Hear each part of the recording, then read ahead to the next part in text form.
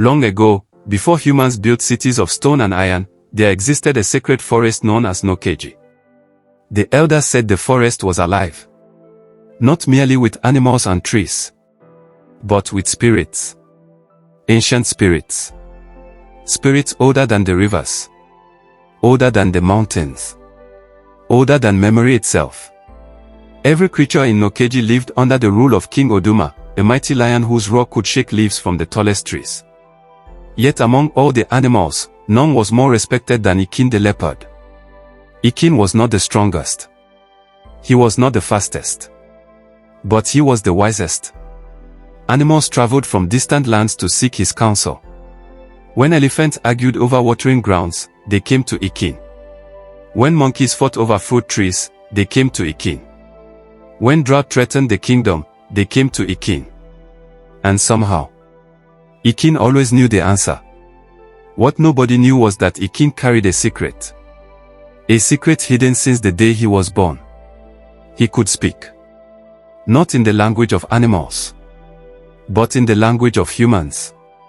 Many years earlier, the forest spirit known as Enenimiri had appeared before Ekene's mother during a great flood. The spirit saved her life and granted her unborn cub a sacred gift. The child shall carry wisdom beyond ordinary beasts, the spirit declared. But if the gift is used for pride, the forest will suffer. For years, Ekene guarded the secret carefully. Only the spirits knew the truth. And the spirits remained silent. Until the day jealousy entered the forest. Among the animals lived Baku the hyena. Baku despised Ekene. Every time the animals praised the leopard's wisdom, bitterness grew inside him. Why should a leopard receive all the respect?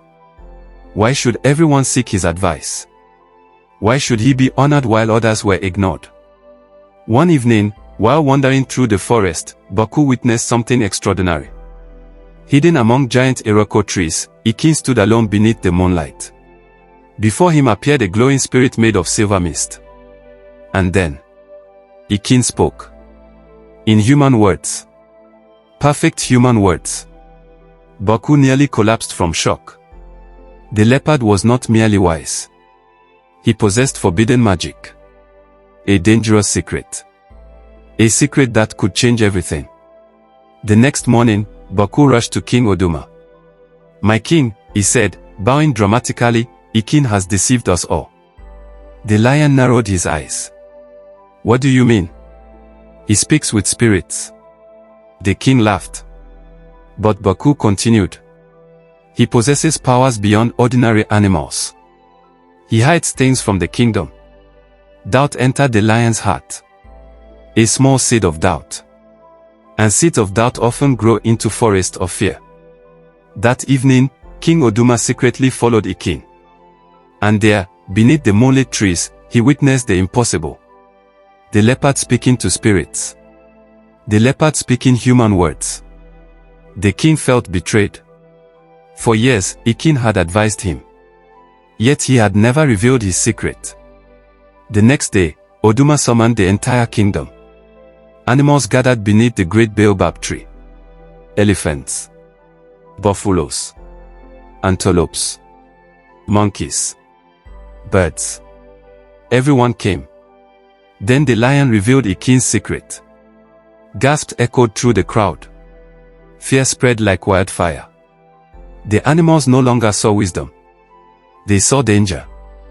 A creature unlike themselves. A creature they could not understand.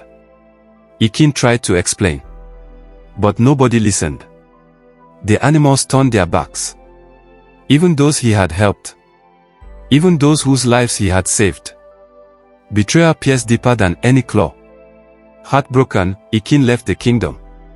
He disappeared into the forbidden region of the forest where ancient spirits slept beneath the earth. Days passed.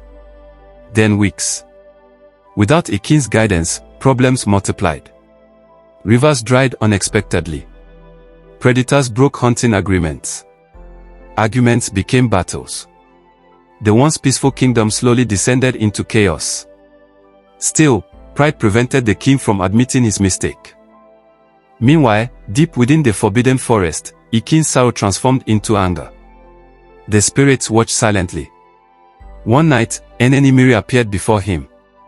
"Your heart seeks revenge," she said. Ekene lowered his head. "They betrayed me. They feared what they did not understand. They abandoned me." The spirit nodded. "Then what will you do?" For a long moment, Ekene remained silent. Finally, he spoke. "I will let them face the consequences of their choices." The spirit's eyes glowed. "And innocent creatures will suffer." Ekene looked away. The truth stung. Months later, disaster struck. An ancient curse awakened beneath Nokeji forest. Dark shadows spread across the land. Rivers turned black. Crops withered. Animals fell sick. The spirits had withdrawn their protection. Fear consumed the kingdom. Desperate, King Oduma realized there was only one creature wise enough to help: Ekene. The lion traveled alone into the forbidden forest. When he finally found the leopard, he looked older, smaller, humbled. "I was wrong," Oduma said quietly. "I allowed fear to blind me." Ekene stared at him. The silence felt endless. Then the lion bowed. The king of the forest bowed. Not as a ruler, but as a friend seeking forgiveness. For the first time since his exile, Ekene's anger began to fade. Together they returned to Nokeji. The animals gathered once more beneath the great baobab. This time their eyes held shame. One by one, they apologized. Even Baku the hyena stepped forward. His voice trembled.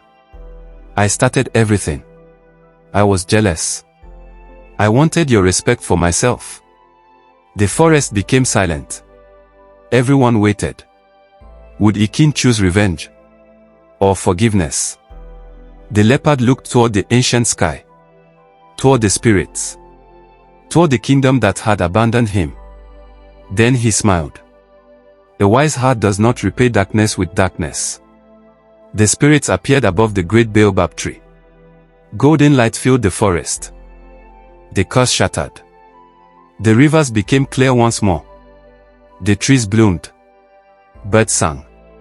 Life returned. From that day forward, the animals learned a lesson that echoed through generations. Wisdom is not something to fear. Difference is not something to hate. And revenge may satisfy the heart for a moment, but forgiveness can heal an entire kingdom.